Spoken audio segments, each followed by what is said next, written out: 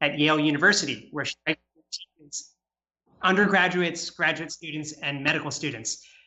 Jason and Naomi, thank you so much for being on the show, for calling in from wherever in the city, in the world you may be right now. It looks like, are you all calling in from your respective homes or offices? Yes, we are. Yes.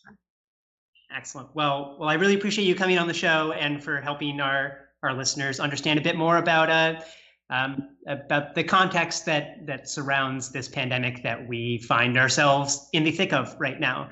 I want to hear your general responses, but first I want to lead with something that I heard the director of the city's parking authority say last night during their first meeting to be pushed into the virtual sphere since the mayor declared a state of emergency. They held a teleconference meeting last night in which they spoke about city parking garages and all the other things that the parking authority deals with. And the director said, we are dealing with a human scale event that we have not seen since the confluence of the Great War, the World War I, and the Spanish flu in 1919. And as two historians of medicine yourself, I wonder what you think of that statement. Does this seem like that unprecedented of a moment or comparable to that confluence of a Great War and a pandemic a century ago? Or does this feel and look like something a little bit different? Maybe I'll go to Jason first, if that's okay, or if Naomi feels like it's a more appropriate question for her, go for it. But how about Jason? You're nodding, so I don't know. Sure, does that seem like an appropriate statement? I'll start, and then I'm sure Naomi can add some context as well. No, I think it's not exaggeration in terms of the scale of what we're encountering, the uncertainty surrounding what the coming weeks and months look like, as well as the level of response we're seeing here, appropriately so, in our communities and our nation around the world. So no two events are the same. It's hard. Comparisons are always filled with challenges when we think about historical events. But certainly the gravity of what we're living through now doesn't have a whole lot of recent predecessors in terms of both what we know and what we don't know. So I think it's in the ballpark. Yeah, I would actually, I've been thinking about this question myself. I think that I would say that this is the first global pandemic that I've lived through or consciously lived through. I think that AIDS, for example, was a global pandemic, for example, in the 1980s, but it really was not conceived that way by many countries, including ours. And so that instead it was seen more as a problem for certain places, certain cities, certain kinds of populations, in a way that COVID-19 has really been conceived of as an everyone's issue. And to think about that, you really do have to go back to think about the 1918 Spanish flu pandemic, in which similarly it was thought of as something that affected everyone, although when you look back, you can see that the majority of, demographically speaking, were in fact young, healthy men and women were most at risk for that particular pandemic. But at the time, it was seen as something that threatened everybody. Tell me a bit more about how that moment felt similar and different to now. Do you know why that was such a different demographic that was most vulnerable to the Spanish flu of the late teens? And obviously, as we hear more and more information about who is most vulnerable to this COVID-19 pandemic, it seems to be the elderly, immunocompromised. I know a lot of early reports about, especially out of China, about how very young children seem to be surprisingly resilient to this particular virus. But Naomi, can you tell me a bit more about the similarities and differences in terms of who is affected between now and that? This is one of the first questions that you hear populations asking whenever there is this kind of threatened disaster, which is, who is likely to get it? And the other side, of course, is, am I safe? right? Who's likely to get it? Let it not be me. And in 1918, one of the issues was that large numbers of, in the US, large numbers of American troops were sent home from Europe, in which many of them had become infected, and they had been sent to Europe from towns and cities all over the United States. And so, of course, they went back to their own communities and brought with them the infection. But more often, by the time they actually arrived at their own home, they themselves were sick. Some people have speculated that maybe there were also issues of stress and malnutrition for some of those young men, for example. I'm not sure that there's a great answer for that, but definitely this issue of who is vulnerable and how do we know, I think is a crucial part of trying to make sense of an epidemic. Jason, do you want to jump in there? No, I think that's right. That there's the differences in the epidemiology of the diseases, and in terms of just how they take hold in different populations. And we know so much about the young children in 1918, which fortunately don't seem to be as severely affected. But even that knowledge is continuing to change in terms of who can transmit and who can be affected. It's really so much of learning as we go here. But it is a reminder that our outbreaks and our epidemics exist in this broader social and political and cultural context in the worlds in which we live in at any given moment. And they don't exist in a vacuum, as historians make their lives trying to elucidate, but they shape and are shaped by the worlds in which we're inhabiting, whether it's the World War I period of around 1918, whether it's this world of global commerce and easy global travel that we're living in today. So the work to situate epidemics in their context involves thinking about the environments in which they take hold, which goes well beyond just the healthcare system or the particulars of the biology of any particular virus or bacteria. Now, a quick look at the CDC's website shows me that in the 1918-1919 Spanish flu, roughly 50 million people worldwide were infected, and an estimated 675,000 in the United States alone died. Obviously, those nowhere near those numbers in the early stages of the coronavirus now, with Johns Hopkins University saying that around 185,000 people worldwide have tested positive, and just over 7,000 have died. Jason, I see that one of your primary research interests is in the way, reading from your bio, the way in which evidence is interpreted, evaluated, and translated into regulation and policy in medicine and public health. Could you share a bit about what you know about how governments and how public health professionals, how healthcare providers responded to the Spanish flu at the time? What were the coordinated or maybe uncoordinated efforts to stem that particular pandemic? Yeah, no, it was a massive set of responses that, not dissimilar from the period in which we're living in today, reflected the fact that we didn't have the kinds of classic biomedical pharmaceutical interventions that we so increasingly rely upon in medicine today to prevent or to treat. We didn't have a vaccine. We didn't yet know what influenza looked like as a virus. So the toolkit of that response is frankly, in the same ballpark as the toolkit of the responses we're thinking about today, what we now refer to as non-pharmaceutical interventions, to reflect how much we think about sort of medical care as our bread and butter.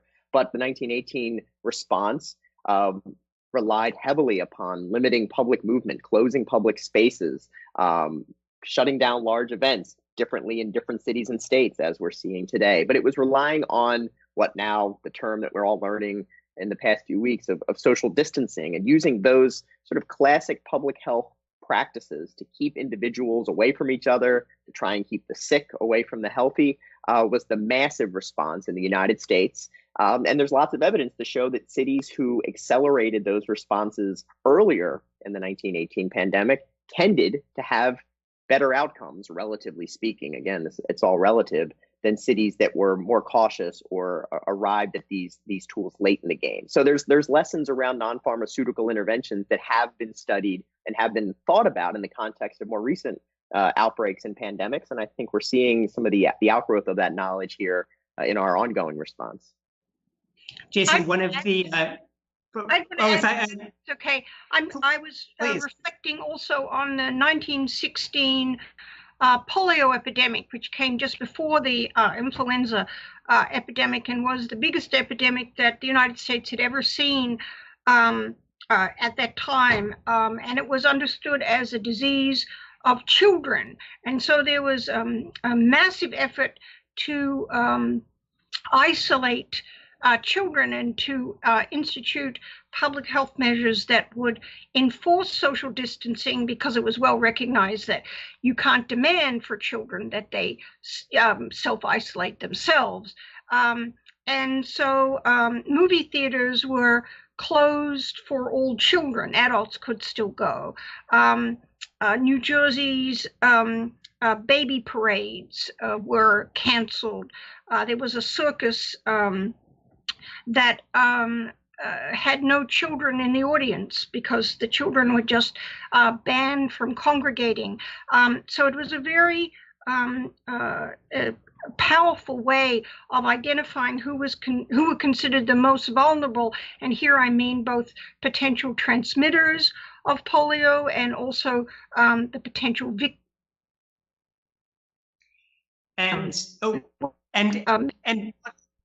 I think a lot of news outlets have been focusing on one of the many challenges that the Trump administration has presented the public health world, and I think also largely Republican Congress, is this issue of mixed messaging to the public. You have the governor of Oklahoma taking a picture of himself and his kids over the weekend at a crowded bar and restaurant and saying now is the time to support local businesses. You have Devin Nunes, a Republican congressman in California, going on Fox News and over the weekend saying, let's not punish small businesses because of the pandemic. If you're healthy, go out. Now, those players have largely changed their tune, with Trump even saying today that people should avoid gatherings of 10 people or larger. But Naomi, when you reflect on the 1916 polio epidemic and also the 1918-1919 Spanish flu, were politicians and public officials, kind of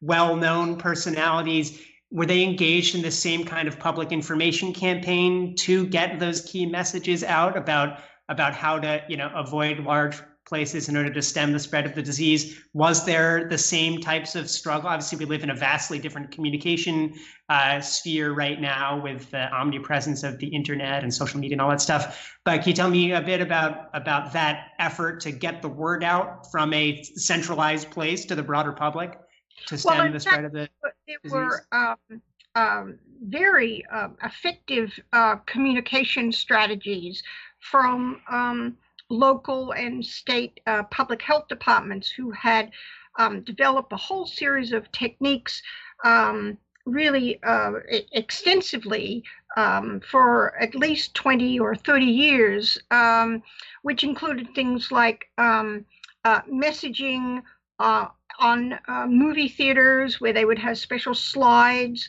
that had been designed by the local public health department, posters, pamphlets in many, many different languages. Remember, this is an era in the early 20th century of many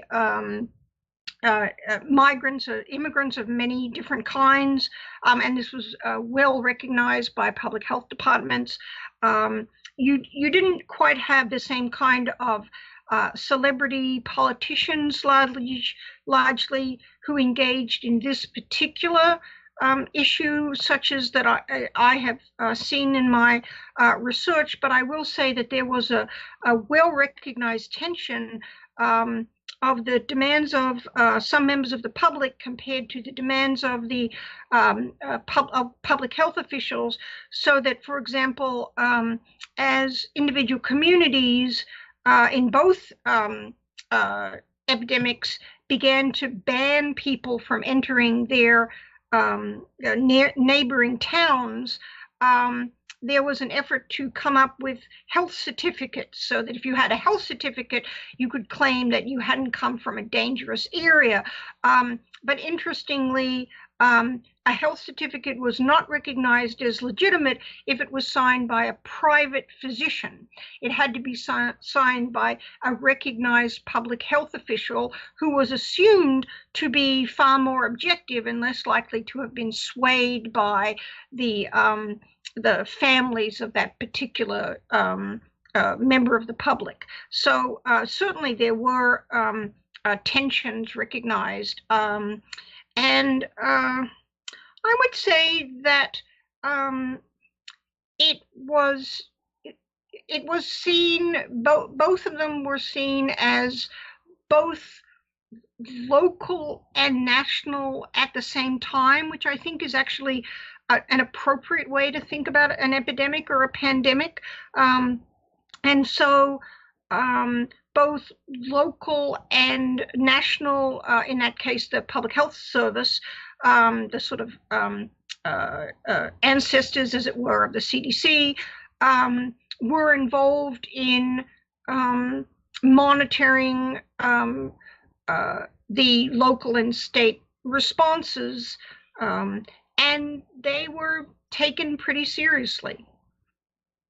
Jason, you mentioned some of the non-pharmaceutical public health approaches back in a century ago to combat the Spanish flu. Could you speak a bit to the pharmaceutical and medical approaches in terms of the work on any vaccines that might have helped put an end to that pandemic, or what the medical community's response in a pharmaceutical way was to that? Sure. So it was very sort of rudimentary at the time, given what was known and what wasn't known about influenza. But I have looked at this question about the idea of a vaccine, even in 1918, as we talk a lot about magic bullets in public health in terms of an easy fix to a complicated health problem. And even in 1918, 1919, where exactly what the influenza virus was frankly not well understood, there were many attempts to put together something purporting to be a swine flu vaccine that could be put out by city health departments to be a fix in addition to all of these other approaches. I think it's not dissimilar from the enthusiasm and excitement that we've seen throughout the intervening decades, whether it's the swine flu in 1976, which we might want to talk about, to even the hopes that in the early days of the HIV/AIDS pandemic that we might have a vaccine available in short order, a task that a work that continues decades later, and the enthusiasm and excitement that we're seeing about the role a vaccine could play in this outbreak. So there has been a trend throughout the 20th and now 21st century of public health to looking for those medical fixes, those medical cures that can take this complicated problem and make it go away in a single shot or a single pill. In 1918, I think, was an early point in the enthusiasm, the excitement, and the hopes in those sorts of interventions that we continue to see a century later. And as you reflect upon that pandemic a century ago, what do you think proved to be the most effective responses? Based on your research and the historiography around this now, what do you think was were the most effective responses to that pandemic? It was certainly involving that aggressive use of these social distancing strategies, the aggressive closing of public spaces, limiting public gatherings, creating. We think about sort of crowds as the accelerant to allow epidemics to translate to transfer among communities, and the idea of giving individuals space from one another is one way to sort of tamp down the ability of whether it's the 1918 flu, whether it's the coronavirus today, that giving individuals space from one another is a low tech but effective strategy to help with the response. So I think that's what the research that our colleagues and others have done has really illustrated, the effectiveness of those tools, as disruptive as they are to everyday life as we're living through a century later, but the potency of those tools as part of a response in these early stages. And like, Naomi, would you agree, or tell me what do you think was the most effective? Because I think that one of the things that I'm noticing, especially in living through this pandemic, is and the examples of the Oklahoma governor and so on is reminding me of this as well, is how it is that the difficulty of convincing the public that certain that everyone is at risk. I don't think that actually any. I think that it's very hard to convince an entire population that everyone is at risk. More people want to identify those people they can think of as the most likely, the most vulnerable, and then it's very easy to then make the assumption that, well, if I'm not in those categories, then I must be relatively safe. I think of my son, who's in his early 20s, who said to me longingly yesterday, the day before, I could fly anywhere in the US for under $100. And I said, yes, but you can't go into an airport. And he said, but if I could go into an airport, I could get anywhere. And he said, anyway, it's not going to really affect me. And I just thought, okay, we have a long way to go here. But there is an element to thinking about. If we talk about how certain populations are vulnerable for getting very sick and possibly dying, we also need to be aware, and this is a public health problem, that there are other groups that say, well, if I'm not very likely to get very sick and die, then perhaps really it shouldn't be that big a deal for me. And so you can imagine taking your children to a restaurant because you think, well, they're children. They're not part of those groups that have been identified as most vulnerable. So I've been thinking a lot about this issue of sort of identifying what we used to call, I think it's not an acceptable public health word anymore, but spreaders or transmitters. How do you have people identify themselves as potential transmitters of something that is not causing any symptoms whatsoever in your own body. And I think that's a major problem. You're listening to Dateline. You're listening to Dateline New Haven. I'm your host, Tom Breen, and we're talking today with Naomi Rogers and Jason Schwartz about the historical context of this particular pandemic and other pandemics that this world has weathered. Naomi Rogers is a professor of the history of medicine in the section of the history of medicine and the program in the history of science and medicine at Yale University. And Jason Schwartz is an assistant professor in the Department of Health Policy and Management at the Yale School of Public Health.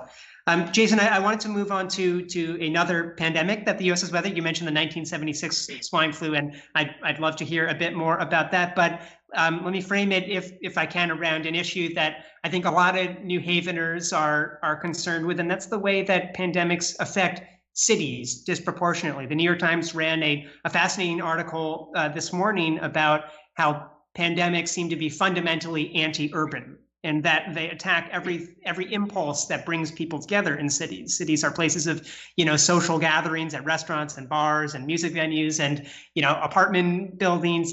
Cities exist to bring people closer together, which is the exact opposite of what people should be doing in times of pandemic. So either in the context of the 1976 swine flu or any other pandemic you'd care to reference, are cities always kind of disproportionately hit? And do you think of pandemics as fundamentally anti-urban? Is that a helpful conceptual framework to use? No, interesting. So so two pieces. I'll sort of take them in tandem. With respect to cities, if we think about our great historical knowledge of outbreaks over the last 300, 400 years, that cities have been such a prominent site for thinking about infectious disease outbreaks, from cholera in the 18th century in New York to plague in 1900 in San Francisco, to so many other diseases we can rattle off. And it's a function of density. It's a function of populations being close together. It's been a function of migration and throughout this history as well. So cities absolutely provide fertile petri dishes for the identification and the dissemination of infectious diseases, but it's also been a site where public health infrastructures, public health departments, public health agencies have grown and innovated and taken the lead in understanding how to respond, what the appropriate responses are, and how to deploy those tools to identify, track, and mitigate those outbreaks. With respect to 1976, that's sort of an interesting counterexample that's been coming up in this conversation. The 1976 swine flu pandemic was the pandemic that wasn't. It was a cluster of cases of a novel influenza in a military base in New Jersey that triggered a massive government response in the coming months, despite no additional cases beyond those first 11 or 12 or so, which triggered a massive government response from President Ford and his administration, and up to and including a mass vaccination program, despite the fact that there were no additional cases and there were issues with the vaccination program, issues with vaccine safety. And it's held up as a counterexample of thinking about the need for balancing the leadership of scientific experts and trusted scientific health officials with the responsibilities and challenges of political officials shaping how we respond to these outbreaks, and the need to think differently as we gain new information about what those threats are and what those threats aren't, to recognize that the messages we'll be getting from our health leaders will and should change as we know more. That didn't happen in 1976, and it's often described as a fiasco or as a debacle, or an example of how not to expect our government to respond when there is a novel threat that could be dire. And there were projections comparing that to 1918 even then that were wildly off target. So it's the nature of the complexity involved there. 1976 is often a really good counterexample of frankly how not to marshal a response to a potential threat. I would want to add there that I think that there's a continuing legacy, a sort of political and cultural legacy of the 1976 response to what was supposed to be a swine flu epidemic. And I was noticing this in Dr. Fauci's comments over the last couple of days, where he keeps saying, I know that many people will feel that this is too serious a response, that we are, it will sound like we are exaggerating. It will sound like we are, adding months to what may not take months, but it's much better and much safer to propose extreme possibilities than to offer tepid small ones and then find that we are running to catch up. And I thought to myself, I really feel that in part he's saying this as a sort of response to people's memory of this notion that both scientists and politicians were too quick to jump ahead. And so it's very interesting to watch that legacy that's still around of sort of, when is it appropriate, or who should we believe and why? I want to stay on in the world of national politics for a second more, because before this pandemic really came ashore in the United States in a big way in the past week or two, every news junkie's eyes were focused on the, at least here in the New Haven Independent, was focused on the Democratic primary for the presidential nomination. And I'm not sure if anyone here watched the very odd and eerie debate between Joe Biden and Bernie Sanders in an empty Washington, D.C. CNN studio on Sunday. But a focus of that debate was on how each candidate, if president right now, would respond to the coronavirus pandemic. And I think if I could, in the most simplistic of ways, distill the two responses and kind of get at the core messages of both campaigns, the Joe Biden message was we need to marshal all of our attention and interest and public resources towards an immediate response to this pandemic, towards doing all of the kinds of social distancing and public health measures that are most effective to make sure that as many people as possible get tested and get affordable treatment. Bernie Sanders, as he has done for the past 40 years of his political life, said that this is, revelatory of systemic structural inequalities in our healthcare system in particular, but also, economically more broadly, and said that this is an opportunity to completely restructure how America delivers healthcare, how the insurance industry is set up, and all that stuff. So all the same, maybe I'll go to Jason first, and then Naomi. Not asking you to say which message is correct, but is this do you see this also as a time to reflect on the structural apparatus of healthcare in this country and how politics helped shape it? Or is the most immediate and most important message to focus on right now how to today mitigate, the spread of the pandemic? Or those two may not necessarily be in conflict, but that's the word mess I'm throwing your way. I'll see your response. Absolutely. I think the answer is all of the above, that we have an imminent unfolding public health emergency that requires an aggressive, focused, dedicated response to get over these coming weeks, perhaps coming months, in terms of to put out this fire that we're living in. But a thing about outbreaks and epidemics is they are ruthlessly effective at bringing to light deficiencies in our social and political system, in our social safety net, in our healthcare system. They shine a light on those failures of the structures in which we care for one another, in which we protect one another, in which governments do that as well. And that's certainly the case in terms of individuals with limited access to healthcare, for whom healthcare is unaffordable or unavailable. That the epidemics will particularly threaten the welfare and livelihoods of those individuals and families. So we have a short-term issue, more than an issue, a short-term crisis to navigate. But absolutely, here is that that we can reflect when there is a time to reflect on this experience and recognize that the systemic failures in our social safety net, health and otherwise, from employment, from waging, from other issues, that absolutely need the more sustained attention. So it's all of the above, to be sure. Naomi, how do you see that? I want to reinforce everything that Jason has just said. I think that Joe Biden made a very powerful case for the most pragmatic ways of dealing with a problem right now, and in essence suggesting that this is the kind of leader that Americans should be thinking about. And that Bernie Sanders made a very powerful case for saying, if that's all that we do, we are not able to address the very profound structural issues that we see around us, not that might happen or that might happen in the future, but in fact, people desperately who are losing their jobs, who are losing their access to healthcare, who have very poor access to healthcare, and in no way, for example, does the most pragmatic proposals deal with the economic disruptions that we are also in the midst of.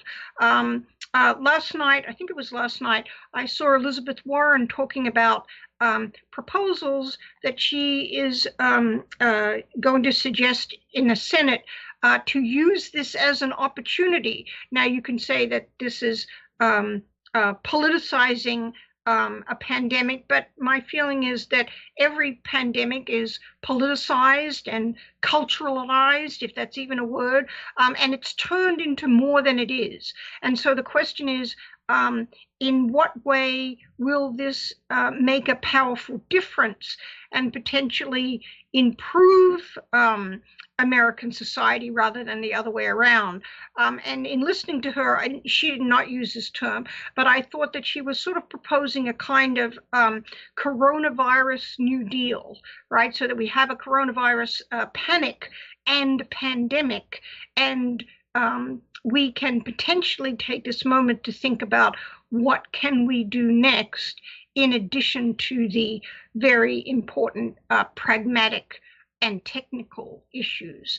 So yes, I absolutely agree with Jason, and I also think that historians have long argued that what's really important about looking at epidemics in the past, and if you are unlucky to living through them in the present, is that they raise the issue of a society beginning to recognize what does it value the most? What is it the most scared of? What does it most hope will change? And I think that we're in the middle of that particular moment as well.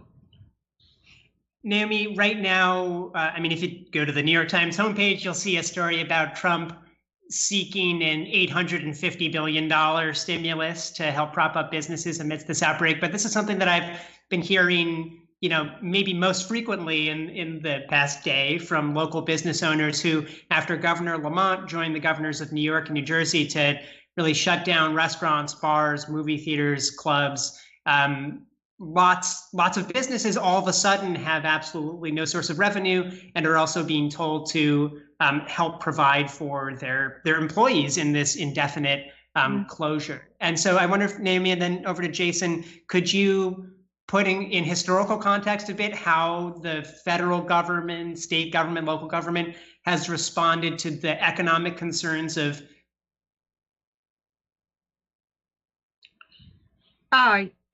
you've just, I've just stopped hearing you, so I'm going to guess what your last part of your last question was. So it is true that in the past there have been many times when small businesses were asked by state and federal agencies to stop or to change their practices, recognizing that this was going to hurt the profits of the businesses and absolutely the people who worked for those businesses.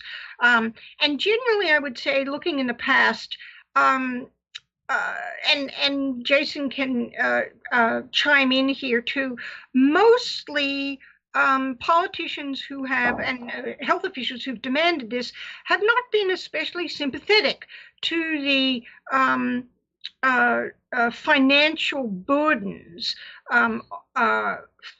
in those particular epidemic moments. I think that we are in an interesting and different situation, and I think that it's no coincidence that when people start to think about whether there should be government responses, that they have two models that I'm noticing as a historian. One of them is the New Deal, in which the Depression can certainly be seen as a kind of economic pandemic, and also the years of Ronald Reagan and the effort to sort of transform the economic system so that you try to minimize a government rather than expand it. But here I'll stop and have Jason jump in as well.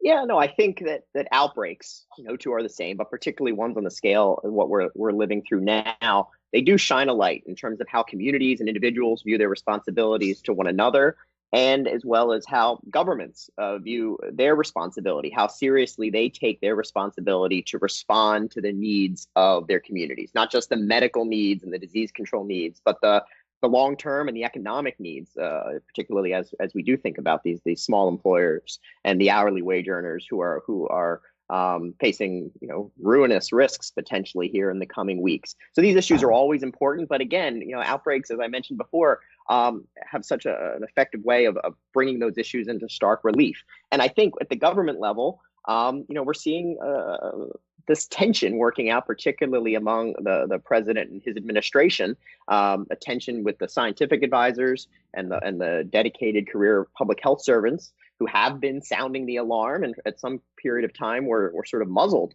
while the threat was being minimized, and political appointees who generally, and with respect to health and welfare, have rejected, I think it's not an overstatement to say, the idea that the federal government had this particular responsibility to support members of our community in need in an ongoing basis. So we're seeing an evolution, I think a productive evolution, at least in the context of this current crisis, to say there is a need, there's a role, there's a responsibility for the federal government to respond, not just with tests and masks and ventilators, which we know are critically important, but with the kind of economic support that will be necessary to allow us to get through it. And I think we've seen examples from that in the past, as Naomi has noted, but I think that's this transition that's happening now, which reflects how the short term and the long term are so closely connected. So it's part of the show where I'm going to ask an unfairly ambiguous question, but it's deliberately so. And so there is no right answer. I'm just genuinely curious to see how you take it. And that's me. I'll go to Jason, then Naomi first, or I'm sorry, Jason first and then Naomi. And that's looking back to the Spanish flu from 1918, which we focused on a bit during the show. How long did it take the United States to recover from that pandemic? I'm not going to say economically or public health wise or even what recover means, but when you think about, the long-term impact on society, how would you go about responding to that question, Jason? Yeah, so I lost you a little bit at the end there, Tom, but I think I know what you were getting at. I don't actually know. I'm not sure I know exactly what that long arc was in the 1920s as the World War I ended, and then we found ourselves obviously in a depression at the end of the decade. But it was transformative, right? As the historians who have focused on that period have reminded us, that it was wildly transformative in terms of the life, not just in the United States, but around the world at that time. So it was, whether or not that's the comparator for this piece of history in which we're living through. Again, the history remains to be seen, but certainly it transformed an era. It transformed the nation in which America was at the time in ways that didn't happen overnight. And I think, as we draw these analogies to the present, we have a road ahead of us, both in the immediate weeks and months ahead, but also the longer term economic recovery and returning to normal. Whether 1918 is the playbook that we'll see, hopefully not, obviously. But these are not fleeting moments in our history or our present. I think I would also add to that, which was that it was such a devastating experience that many people have argued that it kind of scarred a generation, so that among other things, many people had come out of the First World War, supposedly the war to end all wars, very cynical about the responses of every government, and simply really not believing that governments who claimed to have fought for peace had done that at all, and that had been a very nasty and politicized Versailles peace agreement at the end of the First World War, and it led, I think, to a kind of generational cynicism.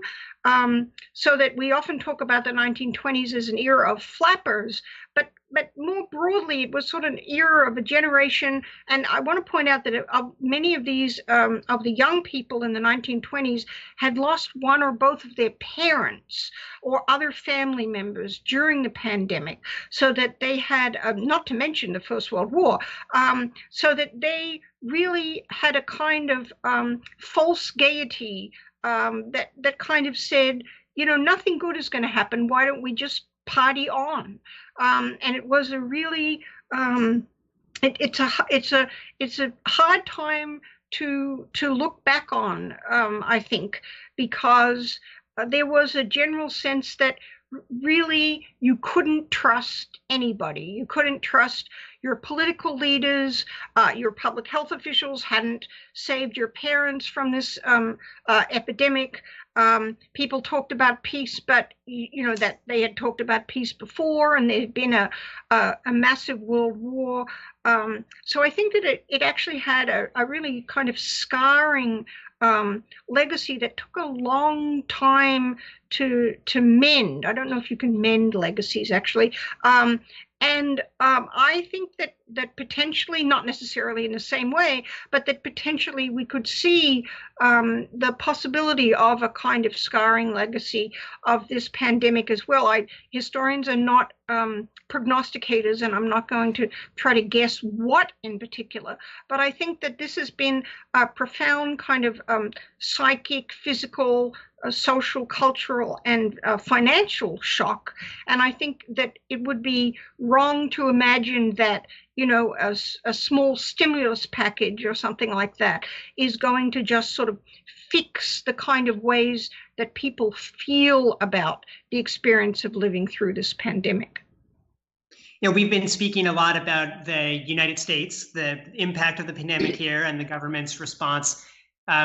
Obviously, this is an international phenomenon, and we live in a uniquely globalized time with, again, going back to how people communicate, how the really unfettered access to communication across the globe. I wonder if in that kind of big picture conceptual framework, if pandemics are anti-urban, do they also encourage a certain level of internationalism, a certain level of if not coordinated responses by different governments? Have you all in your own historical research seen that pandemics in an odd way inspire a certain sense of belonging to a world community, however fraught it may be at that moment? Well, I would say that was the one of the reasons that after the First World War, the League of Nations founded a special health organization, which was the precursor to the WHO, and that was certainly also the reason that inspired the founding of the WHO after the Second World War. This sort of notion that disease doesn't stop at the border, but there's something about this pandemic, and Jason may disagree with me about this, that I have felt actually quite anti-internationalist. And so when people have talked about the, showing pictures of the globe and the increasing numbers, at least in much of the media presentation, it's felt more like a global threat than an opportunity for global communication. But maybe I'm wrong. Jason?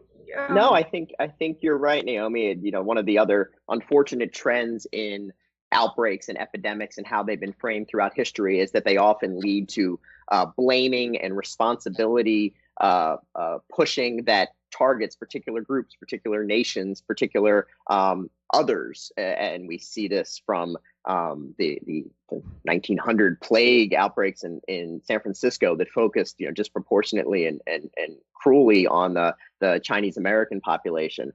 We see it with respect to the way in which diseases are named: the Spanish flu, the Ebola virus, named after the river in Africa where it was found. And we're even seeing in our current political moment, the president and his allies and defenders have taken to deliberately, even just today on Twitter, referring to this as the China virus, despite all of the encouragement of the global health community to say that's not helpful at best, or it's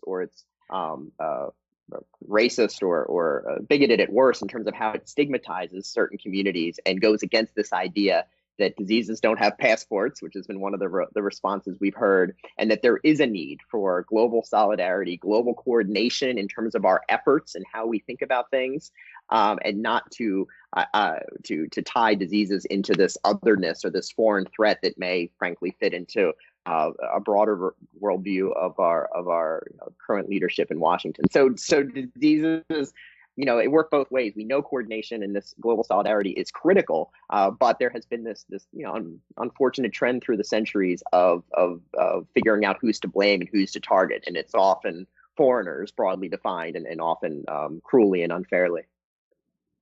I was hoping that question would lead to answers about international solidarity and finally coming together across. Well, maybe the next time.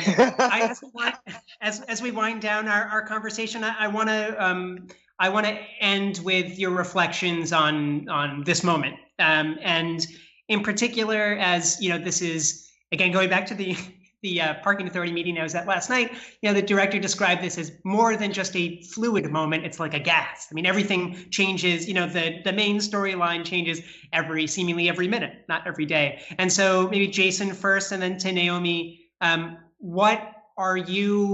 What kind of sub thread of this story? What part of this story, this larger pandemic, have you been paying closest attention to beyond just the numbers ticking up in terms of positive tests and deaths? What part have you been paying close attention to? And then also to tack on at the end, what would you urge our viewers to pay most attention to as this continues for likely a long time to come? Sure. No. So two threads that I'm looking at is I continue to be inspired by our dedicated public health public servants here in New Haven, in Connecticut, in the federal government, these sort of lifelong public health servants who have been doing work for decades. It's not a work that brings lots of prestige or notoriety in typical circumstances, but it's so fundamental to keeping our communities safe and healthy. And I know the work that they're doing and our healthcare workers more broadly are doing is inspiring. And on that sort of, to be on a more hopeful note than perhaps my last response, I am thinking about the ways in which individuals, we're hearing these stories about how individuals and communities are looking out for one another, are stepping up in part by just staying at home, but also by checking on, older neighbors who may need someone to shop for them, or, playing music outside of nursing homes that are no longer able to take gas. So in terms of the solidarity as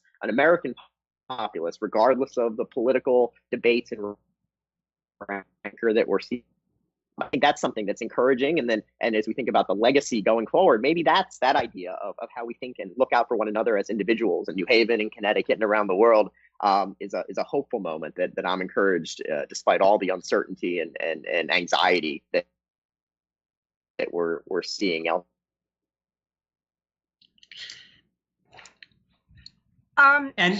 Naomi, what part have, and also I'm not fishing for hope. You don't have to search for hope if it's exactly there, but I appreciate you going there nonetheless. I very much like what Jason said, and I would want to reinforce that. I do think that one of the things that I'm focusing on is the moments where our infrastructure is becoming more visible to ourselves, especially the public health infrastructure, but not it alone. And I think that that's potentially hopeful, but also potentially disturbing as we see what, for example, in public health departments still exists and what has been cut back by funding cuts and so on. I think that nursing homes are a really good example where they are hunkering down as individuals have been asked to do, but of course they're institutions as well. So how do you institute social distancing within an institution? I think that this is a source of great concern, for example, within prisons and other institutions, which certainly want to isolate themselves from the outside world, but are also very concerned about what it means to be in a closer environment. And I'm not sure that we have I'm not sure that we have good answers for some of these questions yet. The other thing I would say that I'm focusing on is the effort to make people feel better with the references to a vaccine. And I have to say that in the past, this has always been true. That people have always said, oh, don't worry, we'll have a vaccine, or B, we have a vaccine. But in fact, that this in no way, therefore, somehow mitigates all the other public health restrictions that the public is being urged to follow because you have a vaccine or because you might have a vaccine. In no way then means that, well, maybe as soon as the vaccine is developed, you can all then not worry about social distancing anymore. And so I'm really interested in the way that vaccine is presented as a kind of way to have people feel better, even though it is a technical fix that may well help in the future, but it'll be a long future to come. Well, I think that's as appropriate a place to end as possible. It may seem like unprecedented times right now, but I so appreciate you two helping provide the historical context of how the United States and the world have suffered through pandemics in the past, and how waiting for a magic bullet of a vaccine is not the best public health response. That social distancing, maintaining safe distances from people, not congregating when the pandemic is exacerbated by getting together in such large gatherings is the best way forward. So Jason Schwartz is an assistant professor in the Department of Health Policy and Management at the Yale School of Public Health. Naomi Rogers is professor of the History of Medicine and the section of the History of Medicine and the program in the History of Science and Medicine at Yale University. Thank you to both so much for coming on the show and helping elucidate a bit of the history and provide a path forward in these really trying times. So Jason and Naomi, thank you, and please stay healthy and safe, and we'll talk to you soon, I'm sure. You as well. Thank you. Thank you for having us. All right. You can check out the newhavenindependent.org for an archive of interviews on Dateline New Haven, but also for breaking news about everything local and COVID-19 related. There's multiple stories a day going up on the uniquely local impact of this pandemic. So please do check it out. We're trying to stay on top of the story to keep you all informed as well. So thank you again, and we will talk to you all soon.